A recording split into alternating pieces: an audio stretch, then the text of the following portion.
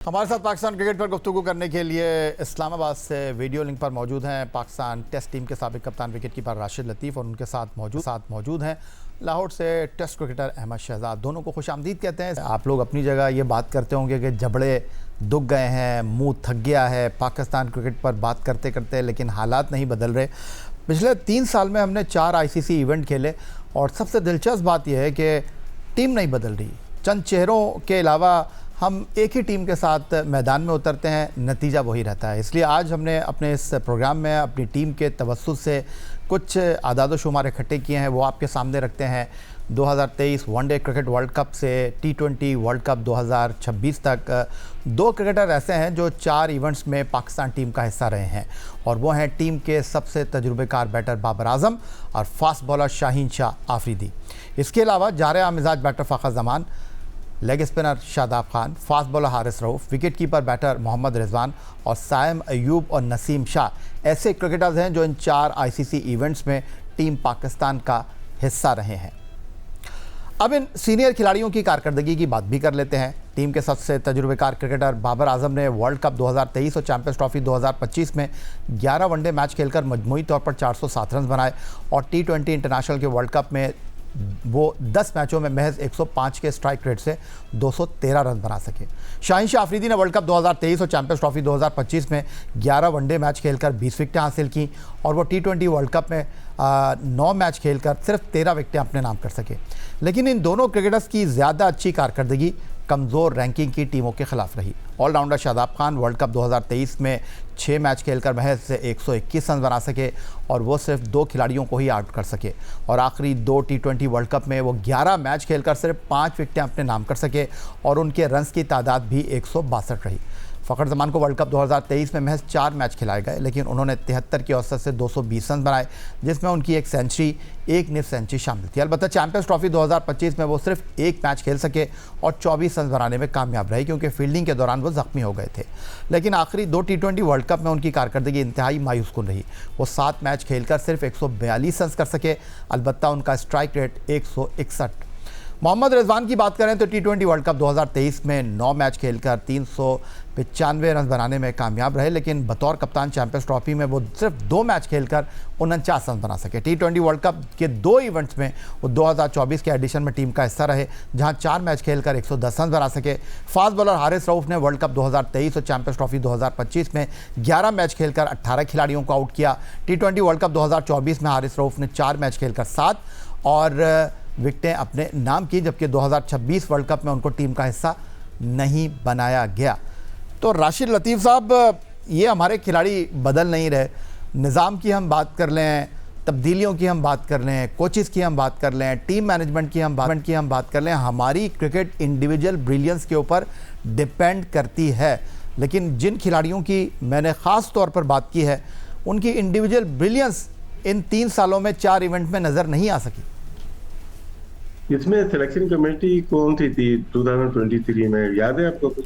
2023 में इंज़मामुल हक की सिलेक्शन कमेटी थी और एशिया कप की कारकर्दगी पर उनको बताया गया कि आपने शादाब खान को नहीं लेकर जाना, लेकिन वो बज़िद रहे और कप्तान बाबर आजम शादाब को लेकर गए और उसामा को बाहर बिठाया गया और अबरार को ट्रैवल रिजर्व में रखा गया।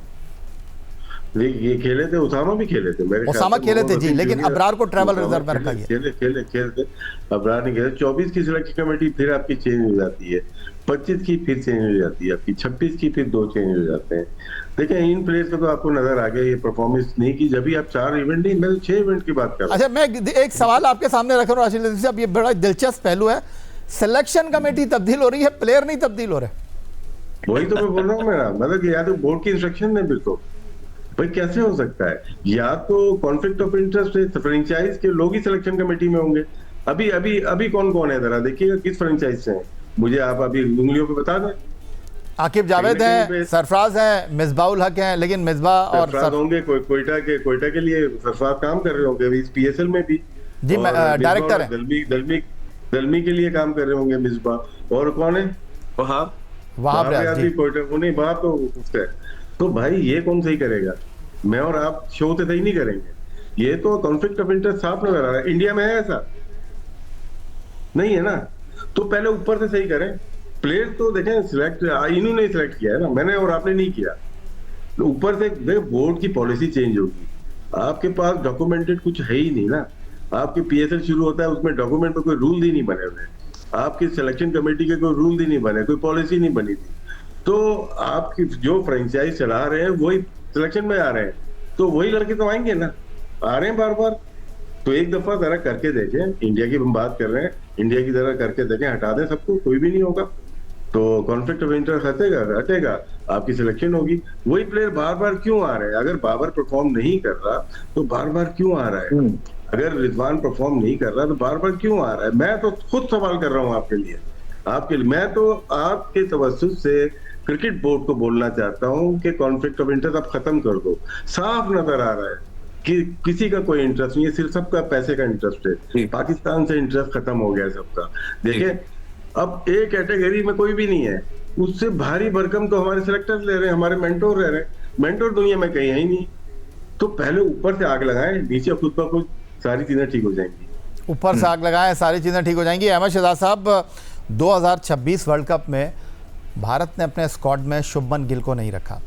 2026 वर्ल्ड कप में 2024 T20 वर्ल्ड कप के दो अहम खिलाड़ी तजुर्बेकार रोहित शर्मा, विराट कोहली रिटायरमेंट लेकर टीम से अलहदा हो जाते हैं। लेकिन जिस तरह राशिद लतीफ़ साहब ने कहा कि हमारे पास चंद मखसूस खिलाड़ियों के गिर्द हम घूमते रहे हैं। आप जब की बात करते हैं, रिजवान की बात करते हैं, तो आपके हवाले से कहा जाता है कि आप अपने पर्सनल एजेंडा के ऊपर बात कर रहे हैं, आप प्रोपेगेंडा कर रहे हैं, आपको बाबर से मसला है, आपको रिजवान से मसला है। सवाल यहाँ पर ये मौजूद है कि जब हम सिलेक्शन कमेटी की बात करते हैं तो अजीत अगरकार हमारे पड़ोसी मुल्क में है और उनकी जो सिलेक्शन कमेटी है वो सबके सामने है, और वो जो टीम देते हैं, जो उनके कोच गौतम गंभीर हैं, वो 11 का सिलेक्शन करते हैं। उन्होंने कह दिया शुभमन गिल नहीं होंगे तो शुभमन गिल नहीं है, हालांकि वो टेस्ट टीम के कैप्टन हैं, वो वनडे टीम के कप्तान भी बने हैं, लेकिन वो T20 वर्ल्ड कप नहीं खेले। लेकिन हमारे पास ऐसा नहीं है, आप कप्तानी से भले से हट जाएं लेकिन टीम से बाहर नहीं हो रहे आप। नहीं, कोई कंपैरिजन नहीं है दो मुल्कों का इस टाइम, जहाँ तक क्रिकेट की बात है। हाँ जी, आप डिप्लोमेसी की बात कर सकते हैं कि थोड़ा सा बेहतर तरीके से पाकिस्तान ने अपने कार्ड्स खेले हैं, लेकिन वो भी फ्लैग कंट्रोल करने की हद तक, इससे ज्यादा और कुछ नहीं है, और इससे ज्यादा कोई पाकिस्तान को ऐसा जिससे फायदा हुआ नहीं। हाँ, ये है कि इवेंट्स हार के जब आपने ये बात की तो लोगों का ध्यान जरूर उस तरफ गया, और आपने भी अच्छी बातें की। आप बांग्लादेश के साथ भी खड़े हुए, चाहे एशिया कप का भी जो ट्रॉफी वाला सीन हुआ, डिग्निटी पे बात आई आप लेके, लेकिन इससे ज्यादा और कुछ नहीं है। देखिए, प्लेयर्स का आपने ऑलरेडी सारी परफॉर्मेंसेस बता दी हैं। हम भी पिछले ऑलमोस्ट 2 साल होने वाले हैं इसी प्लेटफॉर्म पे बैठ के लोगों को तमाम चीजें बता बैठे हैं, और लोग अब यकीन भी कर गए हैं। ऑब्वियसली स्टैट्स आपने इससे पहले सबके गिना दिए, सब तमाम सीनियर प्लेयर्स के। गलती ये हो गई यहाँ पे, देखें कि जो सिलेक्शन कमेटी या क्रिकेट बोर्ड है ना, वो उनको एक प्लान तैयार रखना चाहिए था वर्ल्ड कप के बाद, कि जिस तरह ही वर्ल्ड कप का डिबैकल होता, so they should have came like media के सामने और बता दें सारे कि भाई ये हो गया, इतने इतने इवेंट सारे खेल गए, हमने इनको इस तरह सपोर्ट किया। लेकिन अनफॉर्चुनेटली इन लोगों ने पाकिस्तान के साथ उस तरह या अपनी गेम में उस तरह इनहेंस नहीं लेके आए, या गेम से बड़े होने लग गए, या अब में ग्रुपिंग की बातें भी टीम के अंदर बिल्कुल अपनी जगह मौजूद हैं। फिर कप्तानियों के पीछे भी लड़के भागते हुए नजर आए।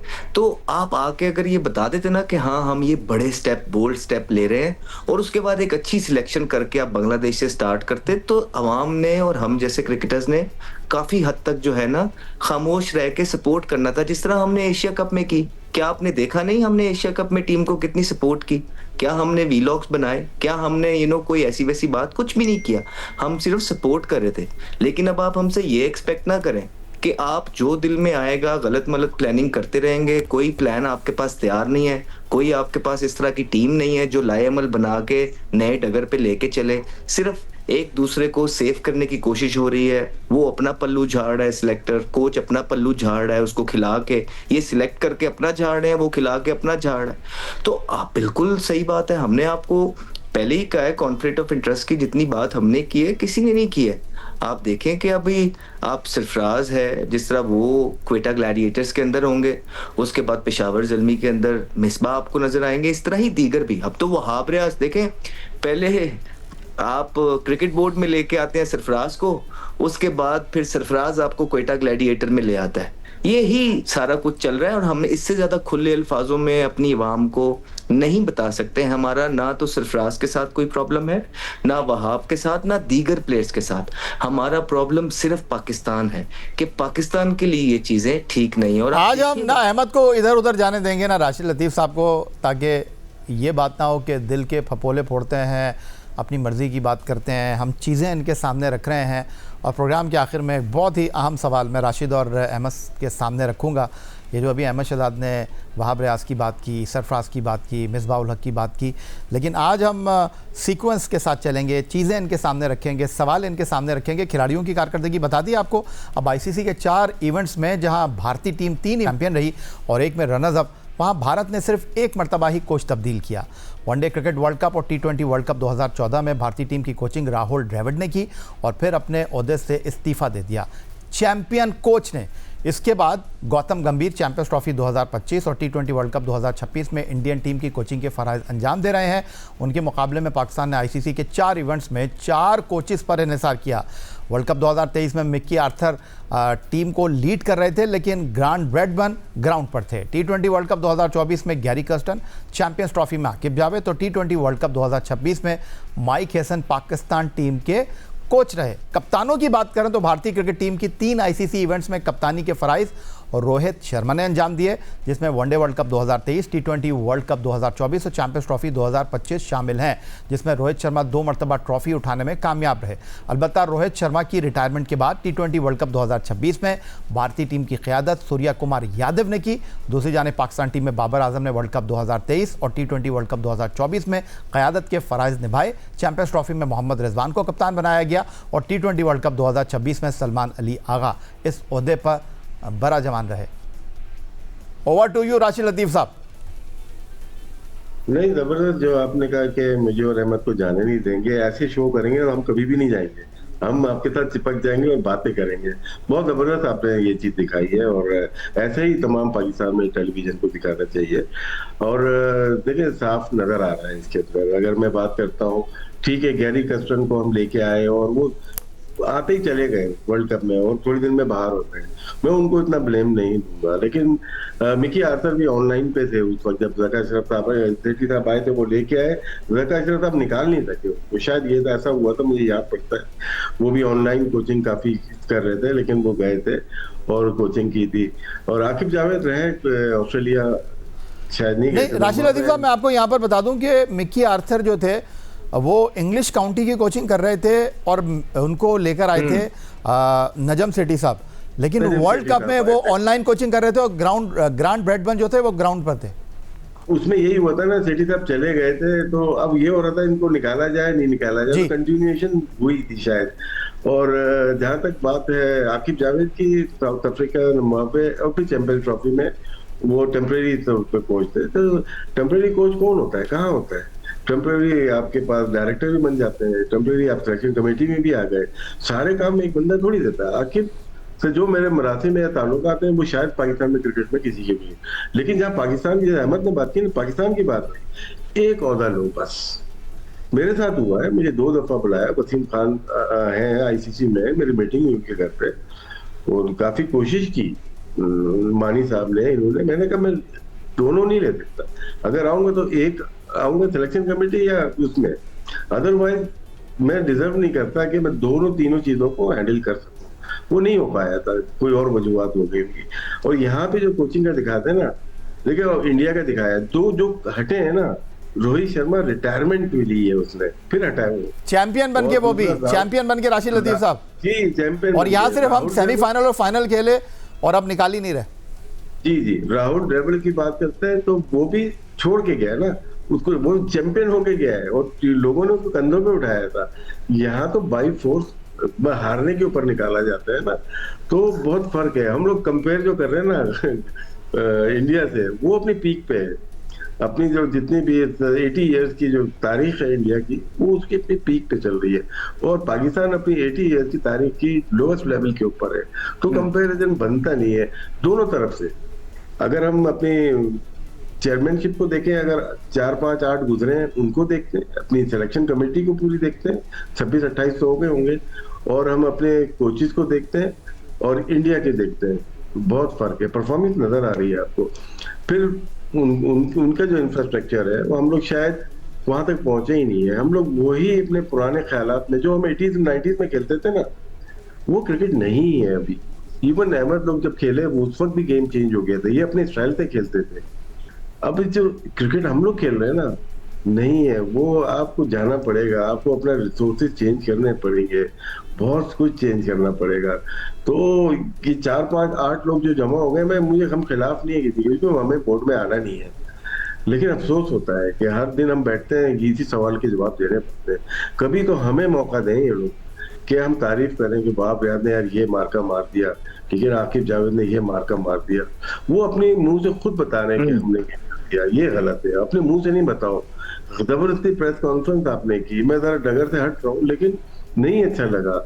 हमारा उड़ना बिछौना सुबह शाम रात क्रिकेट ही है। हम लोगों को आप नजरों से ओझल कर सकते हो, हमसे नहीं कर सकते ना। हम तो रियाज कर देते हैं, हम रात देख रहे हैं आपको। वरना अगर पुराने वाले 10 साल पहले वाले होते हैं, 2 मिनट नहीं लगते आपको, 2 मिनट में आपका काम तमाम हो जाता है। तो जितना कर सकते हैं अच्छाई की तरफ पाकिस्तान क्रिकेट को बेहतर करें, और बहुत लोएस्ट लेवल पे आ गई और आपके होते हुए आई है। पाकिस्तान की क्रीम इस वक्त बोर्ड के अंदर है। पाकिस्तान की क्रीम लास्ट 10 इयर्स की बोर्ड के अंदर बोर्ड चला रही है, और क्रिकेट लोएस्ट लेवल पे आ गई है। तो इसका जवाब तो आवाम देगी। प्रोग्राम में वक्त हुआ एक ब्रेक का। ब्रेक से वापस लौटेंगे तो गुफ्तगू के सिलसिले को मज़ीद आगे बढ़ाएंगे। पहले राशिद लतीफ़ साहब ने क्रीम की बात की, और ऐसा लगता है कि हमारी क्रिकेट में जो क्रीम है, या तो वो केक के ऊपर है या फिर डब्बे के अंदर है। अहमद शहजाद साहब, या तो हमारे एक्स क्रिकेटर क्रिकेट बोर्ड में, या वो टेलीविज़न पे बैठे हुए हैं। और सबसे दिलचस्प बात यह है कि जो 2 नाम अभी राशिद लतीफ़ साहब ने लिए, रोहित शर्मा का नाम लिया उन्होंने राहुल द्रविड़ का नाम लिया, उन्होंने टीम को चैंपियन बनाया और ख़ुद छोड़ कर गए। लेकिन वो टीवी पर नहीं बैठे, लेकिन हमारे एक्स क्रिकेटर या तो टेलीविज़न पर बैठे हुए हैं और सीधा वो जाते हैं पाकिस्तान टीम के ड्रेसिंग रूम में। ड्रेसिंग रूम से निकलते हैं तो वो कहीं और नहीं जाते, टेलीविज़न पर आकर एक्सपर्ट बन जाते हैं उसी टीम के बारे में जिसके साथ वो पिछले टूर्नामेंट में जो है वो स्टाफ में मौजूद थे। तो हमारी क्रिकेट कैसे ठीक होगी? जी हाँ जी, वो देखिए पीछे एक बात भी हुई थी कि टेलीविजन पे भी बैठे हुए कुछ हैं जो टेलीविजन पे भी नहीं बैठे हुए और क्रिकेट बोर्ड पे भी नहीं, और पीछे से ही काम चला रहे हैं। ठीक है, वो आप भूल रहे हैं उनको। वो बड़े मायने खेज इंसान है, उनका भी नाम ले लिया करें। चले छोड़े उनको इस दफा। फिर कुछ हैं जो एक क्रिकेट एजेंट को भी चला रहे हैं। ठीक है, क्रिकेट एजेंट को तो 3-4 बड़े लोग चला रहे हैं, लेकिन कुछ 2 हैं जो सबसे कंट्रोवर्शियल। अच्छा अहमद, ये जो आपने क्रिकेट एजेंट की बात की, मैं ये सवाल आपके सामने रख सकता हूँ कि हमारी क्रिकेट को मैच फिक्सिंग ने, स्पॉट फिक्सिंग ने इतना ख़राब नहीं किया जितना ये क्रिकेट एजेंट और कैंपेन्स ने ख़राब कर दिया। और देखे ना कि वो ऊपर से 2 सीनियर प्लेयर हैं जो उस एजेंट के साथ हैं।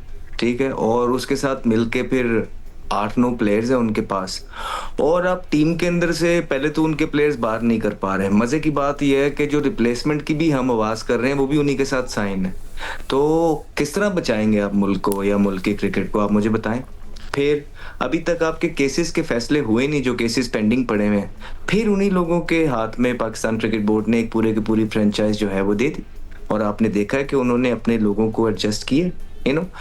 मुझे कोई मसला नहीं है इस चीज से, लेकिन पहले जो केसेस पेंडिंग पड़े हुए हैं उसका तो कुछ निकाल लें। और वो केसेस आपके पेंडिंग है, और जो है ना फिर आप कहते हैं कि जी पीएसएल एक फ्रेंचाइज है। ओ भाईजान, पीएसएल ही तो है जिसपे आप सिलेक्शन करते हैं, पीएसएल ही तो है जिसपे आप सारी चीजों का रिलाय करते हैं।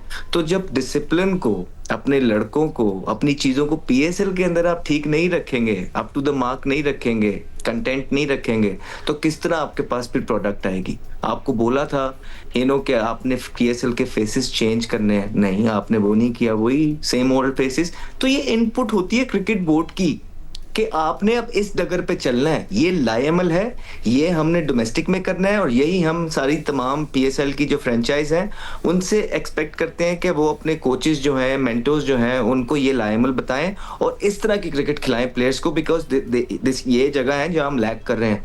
कोई ऐसा चक्कर आपको मिला नहीं और आपको ज्यादातर देखने को मिलेगा कि ट्राइड एंड टेस्टेड क्रीम तो है, लेकिन बहुत सारी बातें हैं जो इस क्रीम पे हो सकती हैं। अभी जिस तरह आप मिसबाहुल हक की बात करते हैं तो उनको सैक किया गया था, राइट, परफॉर्मेंसेस पे किया गया था, तो उसके बाद दोबारा से जब मेंटरशिप मिली उन्हें तो मिसबाहुल हक साहब वहीं पे हैं, उनकी तनख्वाह भी चलती रही।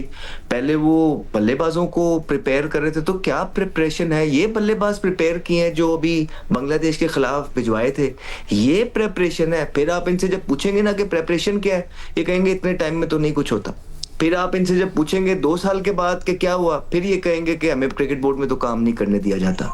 जब ऑफर आती है तो उछलते हुए पड़ते हैं, ठीक। तो ये पाकिस्तान का जो है बहुत बहुत बड़े डाउनफॉल है।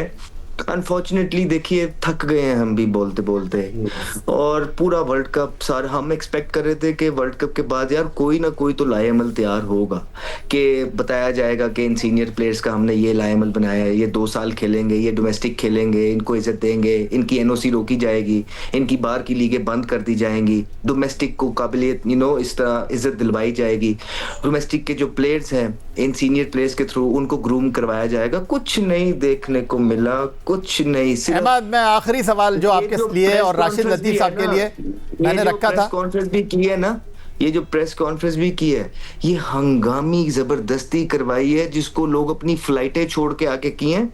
और आप देखिए डिसिप्लिन के 3 प्लेयर एक किट के अंदर बैठे हुए हैं और चौथा बंदा जो है कमीशलवार में बैठा हुआ है और उसकी फ्लाइट है और वो आधे रास्ते में प्रेस कॉन्फ्रेंस में बगैर कुछ बोले उठ के, और जो बोले भी हैं ना वो अपने आप को डिफेंड करके चले गए हैं कि कुछ लोग बोलते हैं कि हमें दोबारा आ जाते हैं तो हमें अपॉर्चुनिटी मिलती है तो हम आ जाते हैं। फिर कईयों की आंखें नहीं खुल रही, इतनी सुबह जो है ना रमजान में रूटीन चेंज हुई होती है, सुबह प्रेस कॉन्फ्रेंस रखवा दी तो उनके लिए बड़ा मसला हो गया था। तो ये सारी चीजें जो है ये करवाई गई हैं और राइटली भी करवाई गई। हम आकिब जावेद से जो है ना एक्सपेक्ट करते थे कि अभी तक उन्होंने टीम का कोई चेहरा निकाल दिया होगा। आपको पता है कि हम उनकी इज्जत करते हैं, हम उनके अंडर खेले हुए हैं, लेकिन माजरत के साथ जो उनकी परफॉर्मेंस है हम मजबूर हैं क्या करें कि पाकिस्तान सबसे ऊपर है, उसके बाद सारे नीचे। राशिद लतीफ़ साहब, आप और अहमद के लिए मेरा एक सवाल है। आप लोग जो इतनी सारी बातें करते हैं, आप लोगों की बातें जो है ना उसका लुब्बे लुबाब ये है कि आप लोग सुबह से शुरू करते हैं, पूरा शहर घूमकर आप जब वापस आते हैं तो ऐसा लगता है कि हम वहीं खड़े हैं जहां से हमने शुरू किया था। और अब जो अगला सवाल मैं आपके सामने रख रहा हूँ, 6 साल पहले पाकिस्तान क्रिकेट ने डाउनफॉल की शुरुआत की कैसे। सरफराज 11 T20 सीरीज़ जीते हुए थे, मानी साहब ने कहा कि इनको मैं कप्तानी से नहीं हटाऊंगा प्रेस कॉन्फ्रेंस में बैठकर, और फिर उनको कप्तानी से हटा दिया। वो पाकिस्तान क्रिकेट बोर्ड जिसमें मिसबाहुल हक एक कोच कमेटी में शामिल थे, और जब कोच का अनाउंसमेंट होने वाला था एक दिन पहले उन्होंने उस कोच कमेटी से रिज़ाइन किया, खुद ही इंटरव्यू दिया और ख़ुद ही कोच बन गए, और फिर वहाँ से पाकिस्तान क्रिकेट की शुरुआत हुई। 2019 में वो पाकिस्तान टीम के हेड कोच भी थे, पाकिस्तान क्रिकेट टीम के बैटिंग कोच भी थे और गालिबन चीफ सेलेक्टर भी थे। और फिर पाकिस्तान क्रिकेट ने क्या कुछ खोया क्या कुछ पाया आपके सामने, और अहमद शहजाद ने बोला उनको निकाला गया। और अब वही मिसबाहुल हक पाकिस्तान क्रिकेट बोर्ड की सिलेक्शन कमेटी में भी मौजूद हैं, और उनके तवज्जुह से जिनको निकाला गया था सरफराज अहमद, वो भी उसी सिलेक्शन कमेटी में मौजूद हैं। तो मैं क्या समझूं इसका मतलब? एक चीज और ऐड कर देता हूँ, इसका भी प्लीज बता दीजिएगा कि अभी तक ये बैटिंग एडवाइजर जो थे एकेडमी में काम कर रहे थे, जो यंगस्टर्स आपने देखे हैं, क्या वो काबिल एतमाद थे? कोई काम नजर आया? चले आप ही से शुरू कर लेते हैं अहमद, जवाब फिर राशिद भाई की तरफ चलते हैं। नहीं राशिद भाई को प्लीज। नहीं प्लीज आप बोलिए। आखिर में मैं एक सवाल भी करूंगा, ये भाई से बहुत सवाल करते हैं। जी।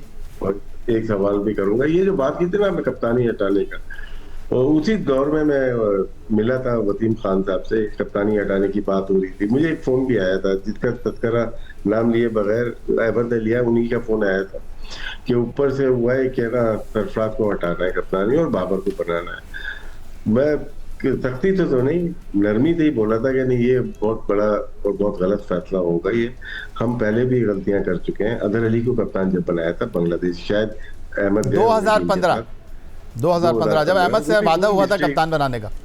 वो मिस्टेक थी हमारी ना, वो बनना था अहमद को। खैर हम आगे चले जाते हैं। तो ये जो गलती थी ना, बिल्कुल पॉलिटिकल इन्फ्लुएंस फिर आ गया ना। मेरी बाउंड्री है भी बात करने की, जो और मेरी बाउंड्री जहाँ शुरू होती है वहाँ शो खत्म हो जाता है। मैं जा नहीं सकता वहां तक। मतलब यही है ना, कितना पॉलिटिक्स डालेंगे हम इसके अंदर। जहाँ पे आपके हर चीज शुरू ही पॉलिटिक्स से होती है, तो वो अगर चेंज करेंगे कप्तान को, चाहे ये दौर हो, चाहे सेठी साहब का हो, चाहे जका साहब का हो, चाहे कोई और दौर हो, वो होते ही पॉलिटिक्स से शुरू होता है। पॉलिटिक्स पे कप्तान बनता है, उसी पे सिलेक्शन कमेटी बनती है, उसी पे सीएफओ आता है, उसी के ऊपर गवर्निंग बोर्ड बनता है। तो ये है, वो ये सब अपने उस पर लगे। मैं क्यों प्लेयर्स को थोड़ा सा प्रोटेक्ट कर जाता हूँ, कोई भी हो, क्योंकि यार ऊपर टॉप टियर पे कौन बैठा हुआ है? पॉलिटिशियंस या उनके लोग?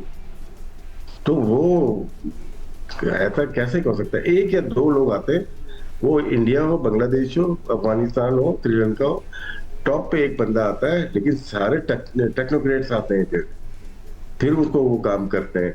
ये जो आपने चेंज कर दिया था, अब ये बात हुए 6-7 साल हो गए थे, सरफराज को हटा दिया, चलो 1 साल और लेके जाते हैं।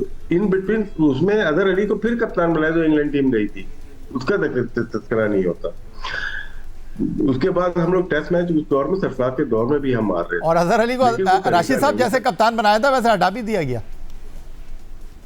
नहीं, वो हटा दिया गया, लेकिन सारे अच्छे प्लेयर्स रहे हैं अपने अपने दौर में, मौका मिला, उन्होंने परफॉर्म किया, लंबी लंबी क्रिकेट खेली उन्होंने।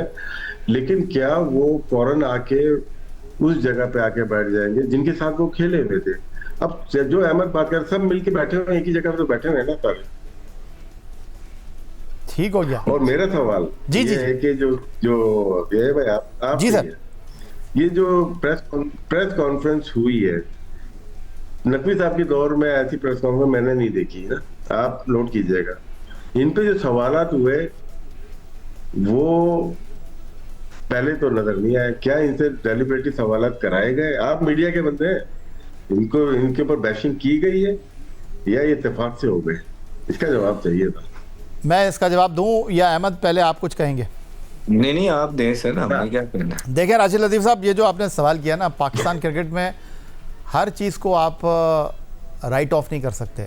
जो आपका सवाल है वो अपनी जगह मौजूद है, और इस सवाल का बहुत सीधा सा मैं जवाब दे देता हूँ कि वो कहते हैं ना कि ज़बान क़ल्ब को नक़ारा खुदा जानो। जो सवाल किया गया वो अपनी जगह है, लेकिन अगर सवाल कराए भी गए तो उसका जवाब नहीं मिला। आपने लेकिन हमारा सवाल का जवाब दे दिया। जी अहमद भाई, क्लोजिंग रिमार्क्स। नहीं, क्लोजिंग रिमार्क्स यही है कि सर आपको इवेंचुअली देखें। नहीं, मैं आपसे पर्टिकुलर ये जो अभी मैंने सवाल किया था कि मिसबाउल हक ने आपके जवाल की शुरुआत की, और अब वो फिर उसी सरफराज के साथ जिनको हटाया गया था उनके साथ अब क्रिकेट बोर्ड को उठाने के लिए आए। नहीं, बहुत बहुत मुश्किल है, बहुत मुश्किल है। चीज़ें इस तरह नहीं हो पाएगा। I am really sorry.